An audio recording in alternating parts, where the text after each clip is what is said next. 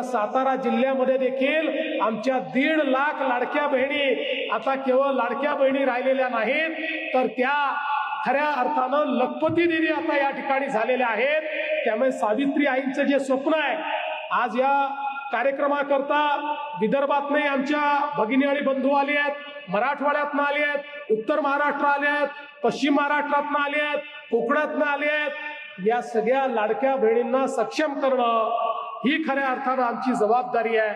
आणि म्हणूनच ज्या क्रांतीज्योती सावित्रीबाई फुलेंनी स्त्री शिक्षणाची मुहूर्तमेढ ठेवली, ज्यावेळी आम्ही हा निर्णय केला की आमच्या मुलींना उच्च शिक्षण हे मोफत दिलं गेलं पाहिजे आणि ते मोफत देण्याचा निर्णय घेतल्यानंतर त्या योजनेचं नाव आम्ही जर काही ठेवलं असेल तर ते क्रांतीज्योती सावित्रीबाई फुले यांच्या नावानं आम्ही ते ठेवलं। आज माझ्या महाराष्ट्रातल्या मुली उच्च शिक्षण हे मोफत घेतायत, ते सावित्री आईंच्या नावानं घेतायत, हे सांगताना मला आनंद वाटतो।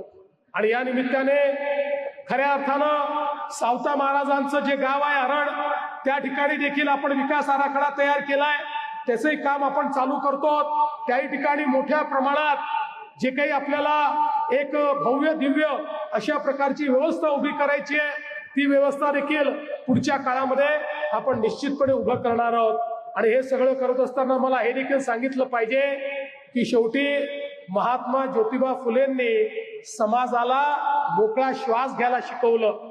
आणि म्हणूनच ज्यावेळी या महाराष्ट्रामध्ये आम्ही निर्णय केला की महाराष्ट्रातल्या प्रत्येक व्यक्तीला 5 लाख रुपयापर्यंत आरोग्य सेवा, सर्व प्रकारचे इलाज, ऑपरेशन हे आपल्याला मोफत करायचे आहेत, 2,000-2,500 कोटी रुपये दरवर्षी खर्च करण्याचा आम्ही निर्णय घेतला। त्या योजनेचं नाव देखील आम्ही महात्मा फुले जनआरोग्य योजना ठेवलं।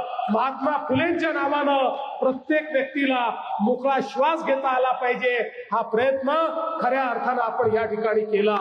आणि म्हणूनच आज या निमित्ताने मी आपल्याला आश्वस्त करतो की महात्मा ज्योतिबा फुलेंनी दाखवलेला मार्ग, सावित्री आईंनी दाखवलेला मार्ग, या मार्गाने चालण्याचा प्रयत्न आम्ही करू। आणि खऱ्या अर्थानं आज या ठिकाणी एक अतिशय महत्वाची मागणी आलेली आहे आणि जया भाऊंनी सांगितलंय की या नायगावचं नाव हे सावित्री आईंच्या नावाने करायचं, अशा प्रकारची जी मागणी आली आहे, मी आजच आपल्याला आश्वस्त करतो, या ग्रामसभेने जर असा निर्णय घेतला आणि जया भाऊंनी तो निर्णय ग्राम विकास विभागाच्या तर्फे माझ्याकडे पाठवला तर विना विलंब 1 मिनिटामध्ये आमचं मंत्रिमंडळ त्याला मान्यता देईल आणि या ठिकाणी खऱ्या अर्थानं नायगावचं नाव सावित्री आईंच्या नावाने करण्याचा निर्णय आपण करू, अशा प्रकारचा विश्वास आपल्या सर्वांना मी देतो।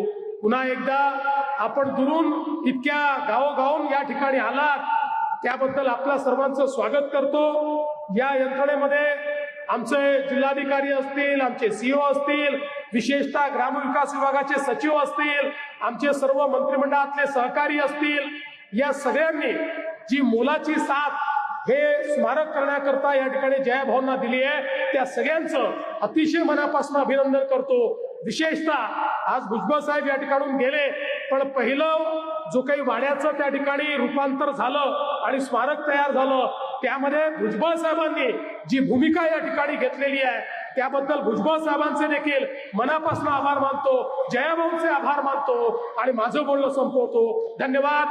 जय हिंद, जय महाराष्ट्र, जय ज्योती।